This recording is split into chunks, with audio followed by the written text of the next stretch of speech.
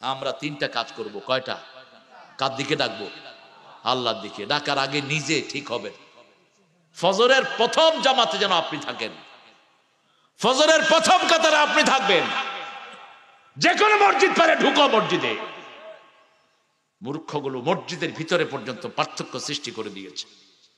আল্লাহ কোরআন শরীফে অন্তত 20 বার বলেছেন আন্নাল মাসাজিদ লিল্লাহ, আন্নাল মাসাজিদ লিল্লাহ। সবগুলো মসজিদের মালিক আমি আল্লাহ নিজে। ইন্নামা ইয়ামুরু মাসাজিদ আল্লাহ মান আমানা বিল্লাহি ওয়াল ইয়াউমিল আখির। আল্লাহ বলছেন মসজিদ আবাদ করবে মুমিনেরা। সকল মসজিদের মালিক কে? মা কানা লিল মুশরিকিনা ইয়ামুরু মাসাজিদ আল্লাহ। কোন মুশরিকের জন্য মসজিদ কমিটিতে সদস্য হওয়া জায়েজ নাই। আল্লাহ বলেছেন সবগুলো মসজিদ মালিক হলাম আমি আল্লাহ। সারা দুনিয়ার মানুষকে, সারা দুনিয়ার মাটিকে মসজিদ বানিয়েছেন কে? রাসূল বলেছেন আমার উম্মতকে আল্লাহ 4টি জিনিস দিয়েছেন, আগের কোন উম্মতকে দেন নাই। জুইলাল আরদা মাসাজিদ আল্লাকুম। আমার উম্মত দুনিয়ার যে কোনো মাটিতে নামাজ পড়তে পারে, ঠিক না ঠিক? এটা দুনিয়ার কোন উম্মতের জন্য ছিল না। 2 নাম্বার, আমার উম্মত যখন নামাজে দাঁড়ায় সুফুফুহুম কাসুফুফিল মালাইকা, ফেরেশতার মতো তারা নামাজে দাঁড়ায়। আল্লাহু আকবার। আমার উম্মতের জন্য মাটি দিয়ে পবিত্রতাকে আল্লাহ রাব্বুল আলামিন ফরজ করে দিয়েছেন। অন্য কোন উম্মত মাটি দিয়ে পবিত্র হতে পারে?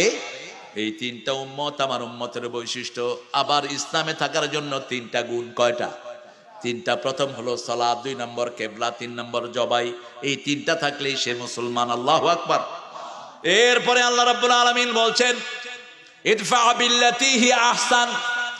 কারোর সাথে যদি কোনো ঝগড়াঝাটি হয় সুন্দর করে মীমাংসা করো।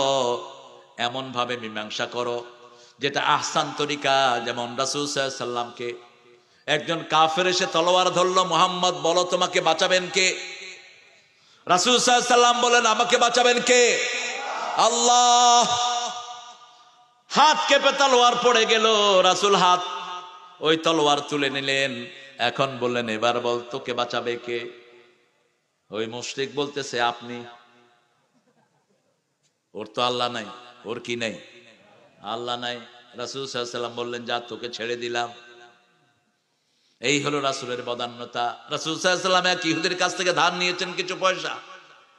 1 মাসের সময় নিয়ে 15 দিন যেতে না যেতেই ইহুদি রাসূল সাল্লাল্লাহু আলাইহি সাল্লামকে ঘরে নিয়ে বেঁধে রেখেছেন। সাহাবায়ে কেরাম রাসূল সাল্লাল্লাহু আলাইহি সাল্লামকে খুঁজে পাচ্ছেন না। হঠাৎ করে শোনা গেল ইহুদির ঘরে রাসূল বাঁধা অবস্থায় আছেন।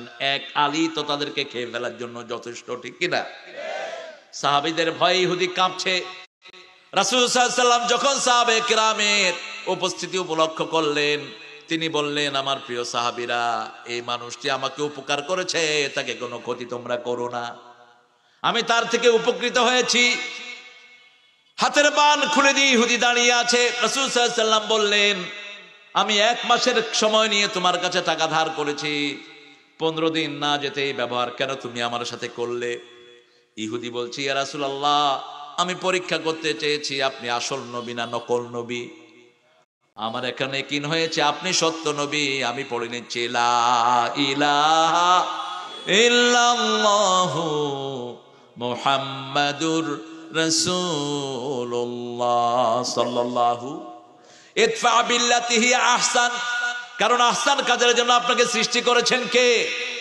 আহসান ভাবে বানিয়েছেন, আহসান কাজের জন্য সৃষ্টি। খালাকাল মাউতা ওয়াল হায়াতা লিয়াবলুয়াকুম আইয়ুকুম আহসানু আমালা।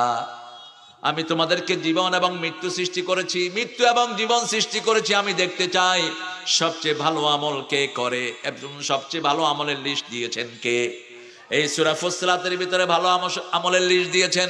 আমান আহসানু কাওলাম মিম্মা দাআ ইলাল্লাহি ওয়া আমিলা সালিহা ওয়া ক্বালা ইন্নানি মিনাল মুসলিমিন। আল্লাহর দিকে ডাকবেন। কার দিকে? যেমন কোন মানুষকে দাওয়াত দিতে গেলে প্রথম বলবেন লা ইলাহা ইল্লাল্লাহ। এটার অর্থ জানাবেন। অর্থটা কি? লা ইলাহা ইল্লাল্লাহ মানে আমি কোনো মদের আইন মানি না, আমি ইসলামী শিক্ষা ব্যবস্থা ছাড়া অন্য কোন শিক্ষা ব্যবস্থা মানি না, ঠিক না ঠিক? আমি হালাল ছাড়া আর কিছু খাবো